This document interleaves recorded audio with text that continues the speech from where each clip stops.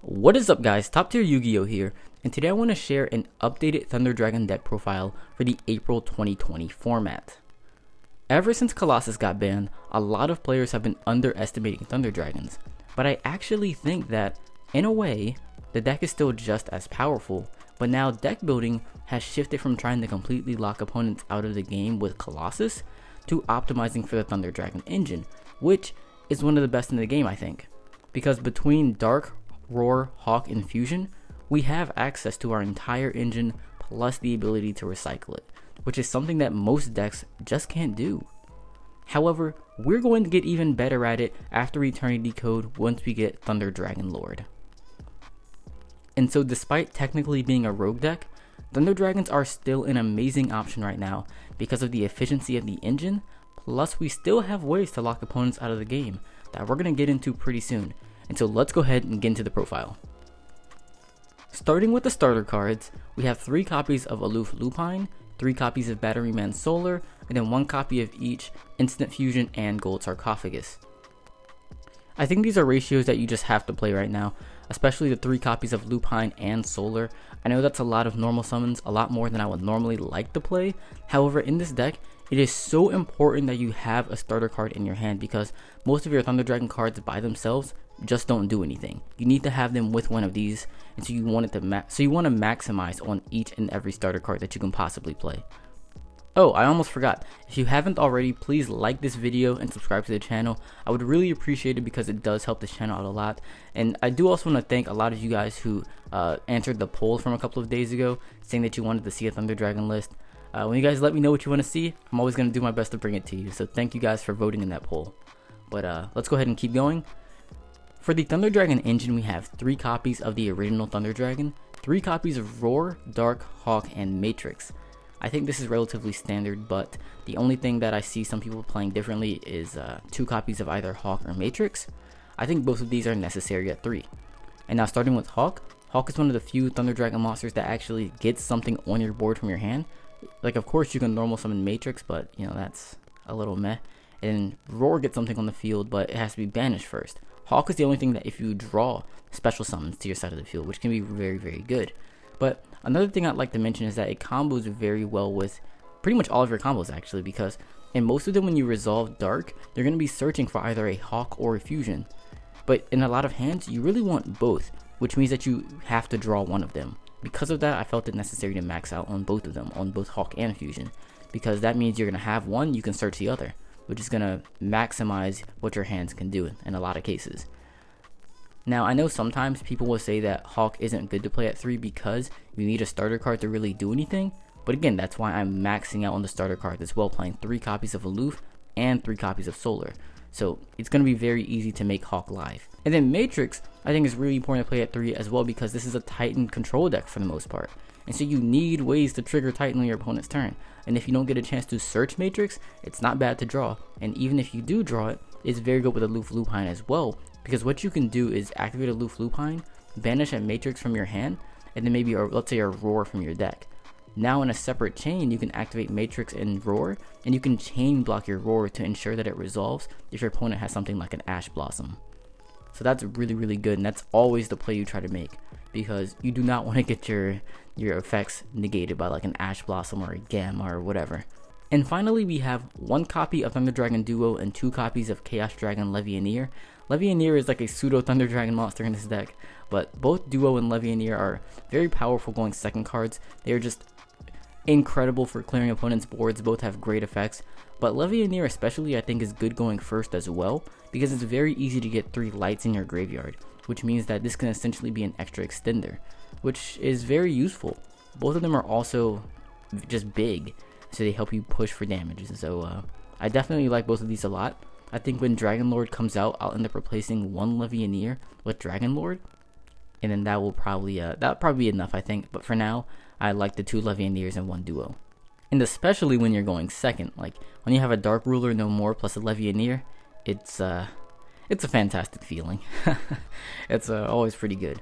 Because, I mean, they're not going to be able to stop you. You just blow up their whole board. Well, not their whole board, but 2 cards, and then you can attack over a monster. You can clear a lot of cards with Levianeer and Dark Ruler. So, these are pretty good. Moving on to the hand traps, we only played 3 copies of Nibiru and 3 copies of Dimension Shifter. Most other hand traps I don't think are super impactful right now, and I think that Thunder Dragons are in a place to where you don't really want to be trading 1-for-1 with opponents, you know? Like if we're playing against a control deck, then again, we don't want to trade 1-for-1 with them because they are going to win off that interaction. That's what they want. They usually want to simplify the game state like that. We don't want to do that. We don't want to simplify the game state very much. And then if we were playing against Adamanticators, their ceiling is so much higher than ours that we cannot afford to trade 1-for-1 with them. If we just have 1 Ash Blossom or 1 Impermanence or something, it's not going to stop them, and they're going to build a board that we cannot break. Or if we're going second, they would just break our board. And we just cannot do that. We need, these aren't floodgates. Well, Shifter is, but we need highly impactful cards. And I think Nibiru and Shifter are the 2 ones that this deck can best play. Another cool thing that I want to mention about Shifter is that you need to have no cards in your graveyard to activate it, but what you can do is actually just banish your other cards in your graveyard, including Shifter, with either Duo or Levianeer, and activate a second copy. So there are ways to even use multiples. Now, one downside to Shifter, however, is that it kind of hurts your ability to follow up on the next turn because you're not going to get that Thunder Dragon fusion in the graveyard, and that can actually hurt a lot. And so you have to be very careful when using Shifter because you don't want to banish your fusions needlessly.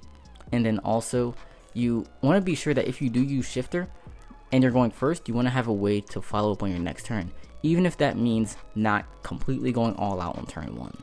So maybe you keep a Hawk in your hand to kind of follow up with, or you hold that fusion. And so you have to kind of play a little bit more savvy when using Shifter. I see a lot of players online when they play this deck, they'll use Shifter and then blow their load on a first turn board, it gets broken, then they have no follow-up because it all got banished. So you got to be very careful with it. It's powerful, but you have to play smart with it. And then the final monster in the main deck is 1 Dragon Buster Destruction Sword. This is what I was alluding to in the introduction. We still do have a way to lock opponents out of the deck, or out of the extra deck, using Destruction Sword. Because a lot of our engine is dark, we have cards like Levianeer, Dark, Duo, Roar, and Aloof Lupine. We have a lot of monsters that we can equip Destruction Sword to using Union Carrier, and of course it's going to boost them all by 1,000, so they're not going to be able to be attacked over. Plus, not being able to access the extra deck to out them either, it can be very difficult for opponents to play through. And if we're going against Adamanticators, which is the de facto top deck right now, Destruction Sword is an auto win. And so I felt that this was too easy to use and not add to the deck. Like, we had to do it. So that is why it's in the deck. And there are a lot of combos for it as well. The easiest way to get Destruction Sword out on the board is to have 1 copy of Aloof Lupine and any Thunder type monster in your hand. It doesn't matter what it is. It can be Lupine plus Solar, like anything. And that's going to work. So if you have like Lupine in the original Thunder Dragon, what you can do is normal summon the Lupine, activate the effect to banish Thunder Dragon from your hand. Effect resolves. Then you're going to banish a Roar from your deck. Activate Roar's effect to special summon Dark. Now you have 2, Thunder Dragon Dark. Now you have 2 Dark attribute monsters on the board, so you can link into Union Carrier. Now with Dark's effect, you're going to search a Dragon Hawk. Hawk's effect summon back Roar from the banish zone, and now you can use Union Carrier to equip Destruction Sword to your Dragon Roar. So now you have a 3400 attack monster that floats, that is equipped with Destruction Sword, so your opponent can't access the extra deck, and you have Union Carrier. So if this whole board survives, what you can do on your next turn is you can equip like a Dark to your Roar, normal summon something, link it away, get Dark and Roar's effects, and then continue to kind of pop off from there. So it's a very simple combo to do, but it has very high yield because against a deck like Adamanticators or other extra deck focused strategies, you're going to completely lock them out of the game and just auto win from there. And now another combo that you can do is if you have Aloof Lupine plus either Matrix, Dark, or Roar in hand, plus either Fusion or Hawk in hand, what you can do is end on that same board plus a Titan that also has a Matrix to use with the effect on your opponent's turn, which is, again, even stronger. Plus, that's close to 8,000 damage. Like, if that survives, you have game next turn essentially guaranteed. Because, I mean, Union Carrier's 1,000, Roar would be at 34, you equip something else to put it at 44, plus Titan, which is 32. Yeah, that's over 8,000, so that's game. So that's also a really powerful combo that I'm going to show you a little bit later in this video, probably at the end, but definitely one of my favorite plays in the entire deck. For the spell cards, we have 3 copies of Thunder Dragon Fusion, 3 Allure of Darkness, and 2 copies of Pot of Desires. I mentioned the 3 copies of Fusion earlier. That's it for the spell cards. And then of course we do still have the Gold Sarcophagus and the Instant Fusion that I showed earlier. Don't forget about those.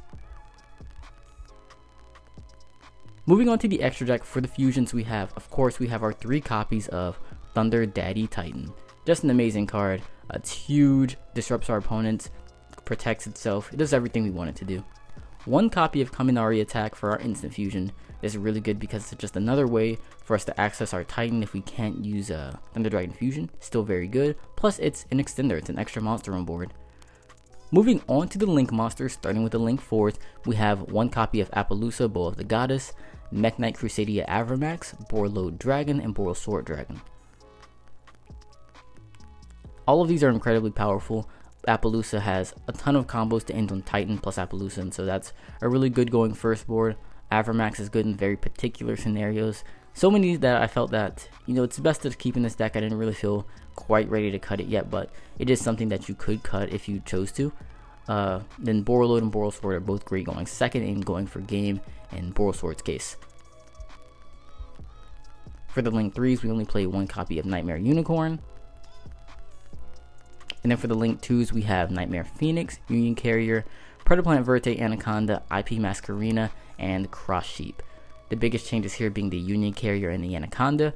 And now I already mentioned Union Carrier with regards to Destruction Sword, but I also want to mention that it is good even without that. Just on its own, Union Carrier is a good card in this deck because you can equip your Thunder Dragons to each other and then link them away, and then you're going to get multiple effects, and I think that's simply incredible. So like if you don't have access to one of them in your deck, you can equip it and then get access to it. It's just really good like that. And so Union Carrier is super useful. And then Anaconda actually solves a huge problem in this deck, being before that you had to either hard draw your fusions or you had to search it off of dark, meaning if you didn't and your dark got negated or you couldn't trigger dark, then you were just out of luck. You didn't get the fuse, which meant you didn't really have much of a follow-up. You didn't have your Titan, you just had you lose. But Anaconda solves that problem because now it means that if you can just put 2 monsters on board, you can get access to fusion. And that is extremely useful. It's 1 card that I've actually considered bumping up to 2 because when you're grinding, the second copy does come up at times. And so that's 1 change you maybe could make. Maybe you cut Phoenix or maybe you cut Avramax for a second copy of Anaconda.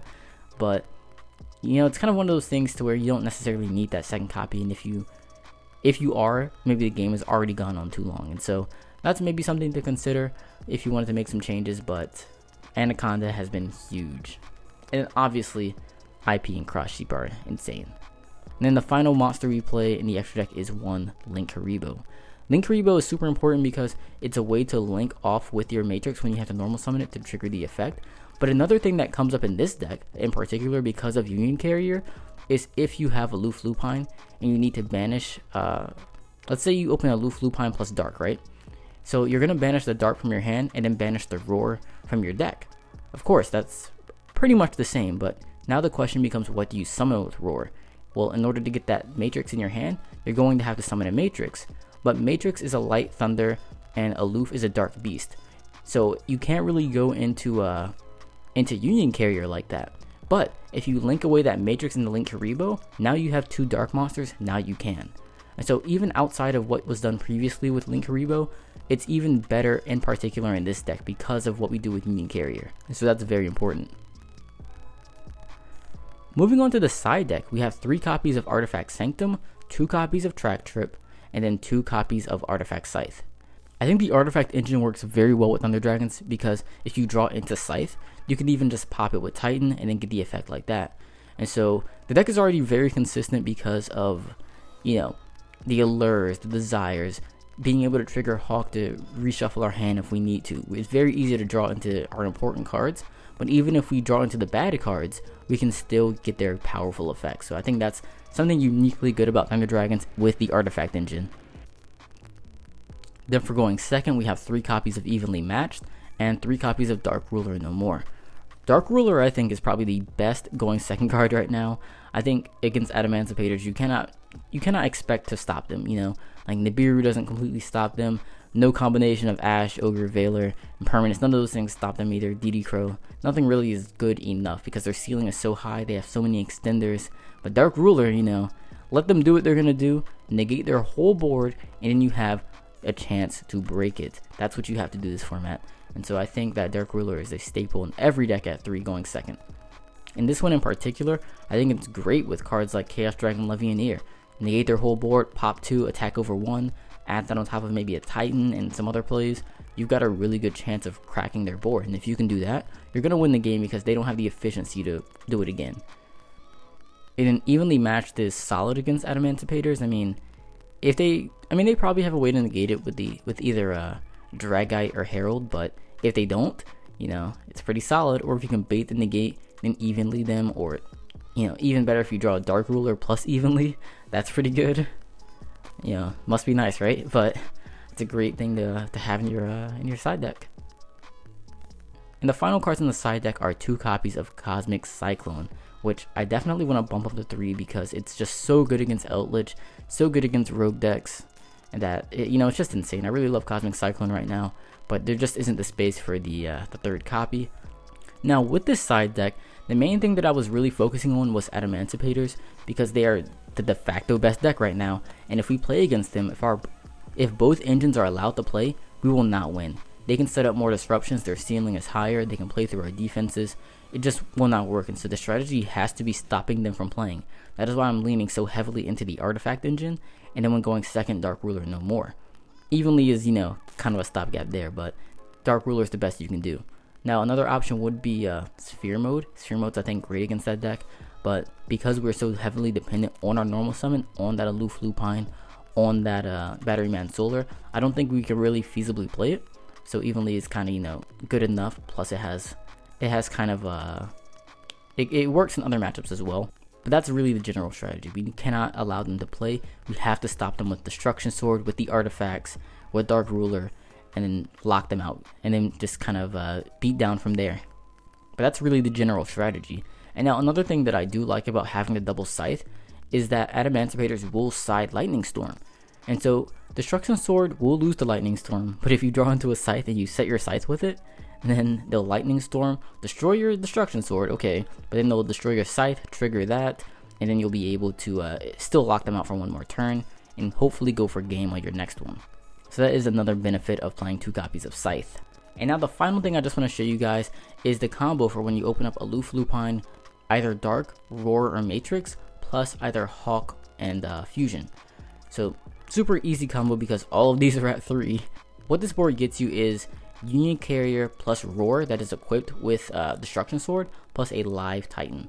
So that's going to be very tough for your opponent to get over, and plus if it survives, that's game. And so for this combo, let's just say we're opening with Aloof, Matrix, and Hawk. It doesn't really matter. So what we're going to do for this combo is normal summon our Aloof Lupine, activate the effect banishing Matrix from our hand for cost. Effect's going to resolve, and we're going to banish a Roar from our deck. Now in a separate chain, we're going to activate Matrix and Roar. You can choose the chain links however you want, the chain block, whatever you want. I mean, I guess in most cases, you do want to chain block that Roar. So you're going to have Roar at chain link 1, Matrix at chain link 2. So that's going to allow you to search a second copy of Matrix, and then special summon a Dark to your side of the field. Now because we have Dark and Lupine, both of them are Dark attribute, we can link both of those into a Union Carrier. Now we're going to get Dark's effect, use that to search Thunder Dragon Fusion. Next we activate Hawk's effect, discarding it to special summon a Roar from our banish zone in attack position. Now we can use Thunder Dragon Fusion, shuffling back our Thunder Dragon Hawk, Dark, and Matrix into the deck, and summoning our Thunder Dragon Titan. Finally, we can activate Union Carrier to equip Destruction Sword to the Roar. And so this is the final board. We have Union Carrier, a live Titan because we have that Matrix in hand, and then we have a Roar that is equipped with Destruction Sword. So again, this is incredibly powerful. If you're playing against Adamantipator's, this is an auto win. If you're playing against any other extra deck focused strategy, again, auto win. And even if you're playing against something like Eldritch, which doesn't focus on the extra deck, this is still very tough for him to get around because Titan is huge. You have a disruption with it. You have Roar that floats, which is also huge because of the Destruction Swords at 3400. and then you have Union Carrier. And if they let Carrier survive, you're going to be able to get more effects from it. And so this is a very tough board even for them to beat. Oh, and you have Fusion in the graveyard too, so you have a follow-up for next turn as well. So this is an incredibly powerful combo. But it's also versatile as well. So if, let's say, you didn't want to do the Destruction Sword play, maybe you don't play that combo. What you could also do is summon a Cross Sheep instead of the Union Carrier, go through to play the exact same, and then when you fuse for your Titan, bring back Aloof Lupine with Cross Sheep. Then you can link the Cross Sheep with the Roar and the Lupine into something like Appaloosa. So now you have 3 negates plus Titan. So again, that's going to be very tough for a lot of decks to get around. Or maybe you're going second, what you could do is summon a Borreload or a Borrelsword. That can be incredible. Or maybe you're going first, but you're going against like Eldritch going first, and so summoning an Appaloosa doesn't really do anything. Instead, you can link into an IP Masquerena with the Lupine and the Roar. Then in your opponent's turn, you could use Masquerena to link those into another card. And so that could be very useful as well against Eldritch or slower paced decks to where Appaloosa isn't as good. So that 3-card combo is incredibly versatile against so many different strategies. Against the extra deck ones, you could lock them out of the extra deck. That can be an auto win. Against slower pace strategies, again, you have that Titan, but Masquerena then gives you the flexibility to go into other plays. But that is about it. Thank you so much, guys, for watching. I hope you enjoyed it. If you have any questions, comments, or concerns, please leave them in the comment section below. I'm always open to any suggestions you guys have. I try to get to the comments as soon as I can. But again, thank you guys, and I will see you in the next video.